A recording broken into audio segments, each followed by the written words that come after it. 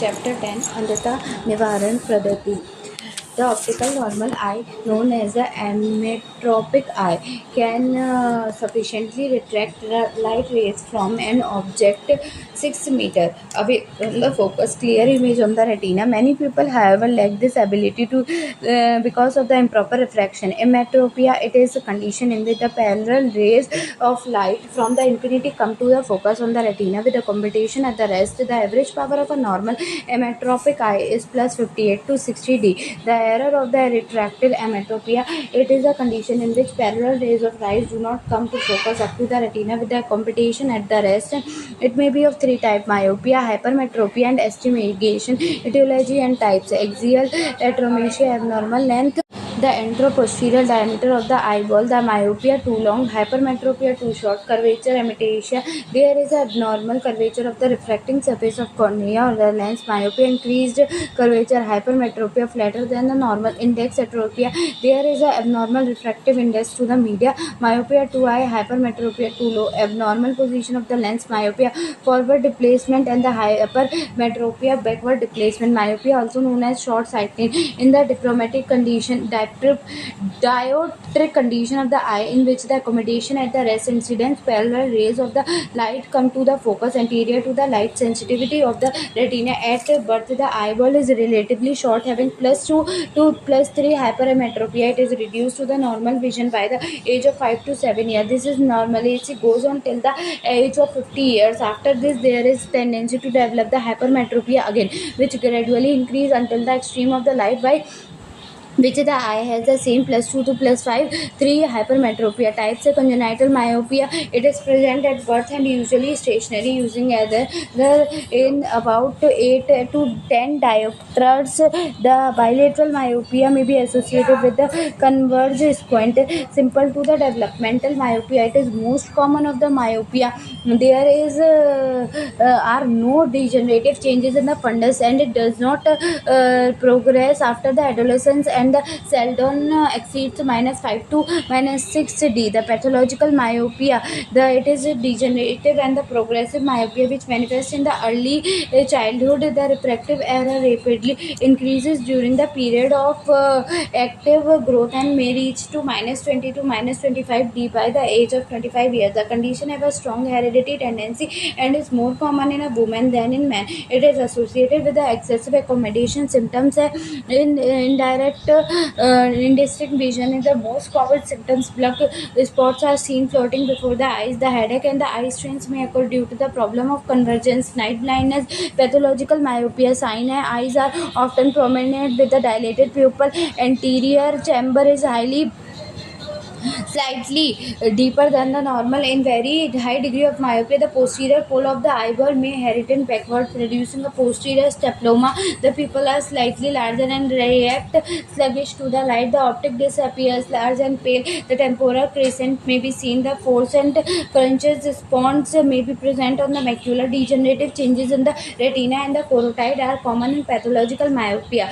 The chorioretinal atrophic patches at the posterior pole are common in progressive myopia. Complication: choroidal hemorrhage, degenerative changes in the vitreous hemorrhage, retinal detachment, complicated cataract treatment, precipitation of the appropriate convex lenses. Care should be taken to read in the good illumination and the proper distance 25 centimeter. The operative radial keratectomy: multiple deep peripheral cuts are made in the cornea in order to flatten the increased curvature of cornea. This is the obsolete nowadays. The photofractive keratoma (PRK), it is a technique. A central optical zone and anterior corneal stroma is photoablated using the exciser laser to cause the flattening of the central cornea. Laser is an in situ keratomelius LASIK in the technique of flap of 130 to 160 micron. Thickness of anterior corneal tissue is raised and then central corneal stromal bed is elevated by the excimer laser, ultimately flatten the corona. Currently, it is the most popular method to refractive surgery of the choice of myopia of up to 8D. The hypermetropia, also known as long-sighted, is the refractive state of the eye wherein parallel ray of light coming from the infinity are focused behind the retina, with the accommodation being at the rest. The clinical type, depending upon the act of accommodation, total hypermetropia may be divided into latent and manifest. Latent metropia, it is a physiological corrected by the inherent tone of the ciliary muscles and amount to only one depose and detected only when the ciliary muscles is paralyzed with the atropine. Manifest hypertonia, it is the remaining portion of the total hypermetropia which is not corrected by the ciliary tone. It is made by two components, facultative or absolute. Facultative hypermetropia can be corrected by the patient accommodated efforts, and the absolute hypermetropia which can be corrected by the patient accommodated effort. Symptoms asymptomatic, and if the hypermetropia is low, there is no visual symptoms. The error is corrected by the tone of ciliary muscle. Asthmatic symptoms, they are a result of sustained accommodated support efforts of the patient. These include heaviness of lids, frontotemporal headache, mild photophobia, tiredness of eye, lacrimation, early onset of myopia, blurred vision, more for near than of the distant. In the high hypermetropia patient complain of diminished vision before the near and distant objects. Size of the eyeball is smaller for an anterior chamber is completely. This examination reveals a small optic disc which may look like a vascular with blurred margins. The retina may be shine as whole due to the greater brilliance of the light reflections. The complications recurrent is tight chalasia and the belly pratis may occur. Accommodated convergent discoid amblyopia, more with the unilateral high metropia. The treatment prescribed convex lenses. Contact lenses are indicated in unilateral hypermetropia. The refractive surgery in general, refractive surgery for hyperopia is not then effective as of myopia. Astigmatism, it is a type of refractive error in which the parallel rays of light for infinity cannot converge to the point on the focus upon the retina but form the focal length due to the refractive which vary in the different medians of the eye. The types are regular astrigation, the irregular astrigation, regular. The estimation is regular with the refractive power changes uniformly from the one meridian to another. There are two principal meridian types of regular, but the rule estimation and against the rule oblique and oblique by oblique estimation. With the help of in this type, two principal meridians are placed at the right angle with another, but the vertical is more curved than the horizontal meridian. The against the rule estimation, here the horizontal meridian is more curved than the vertical meridian. The oblique estimation, two principal meridians are not horizontal and vertical through the these are at the right angle to another, for example 45 degree and 135 degree. Bio oblique estimation, in this type two principal meridians are not at the right angle to each other. Refractive type of regular estimation, single compound mix. Simple are here, one meridian is ampermetric while the other is myometric or hypometric. The compound estimation, when both meridian are either myopic or hypermetropic. The mixed estimation, when one meridian is myopic and other is hypermyopic. The irregular estimation is characterized by the irregular change of the refractive power in different mediums. There are multiple meridians with the admit to the geometrical analysis and cannot be corrected adequately with the glasses. Symptoms: defective vision, the blurring of object, the ashepic symptoms, the running together of the letter while reading sign, head tilt in the children, especially in the oblique astigmatism, half closure of the lids to achieve the greater clarity of the stenosis region. Ophthalmoscopy, the disappear oval on the tilted and a high degree of estimation. The treatment: regular estimation is spectacles, full cylindrical correction with the perfect access both of the near and the distant vision. The contact lenses: the rigid contact lenses are useful. Soft contact lenses can correct only the little estimation. Surgery estimation: keratotype by giving cuts in the direction more curved. Corneal median laser or excimer laser is used to reshape the cornea in a particular manner. In regular estimation, best treatment is by the contact eye lens. The preventive ophthalmology for good eye care: the following points should be kept in mind: healthy eating, eye exercise, don't rub your eyes, clean your eyes, protect your eyes from sun, maintain proper reading distance, give your eyes adequate test, regular eye checkup, avoid overexposure.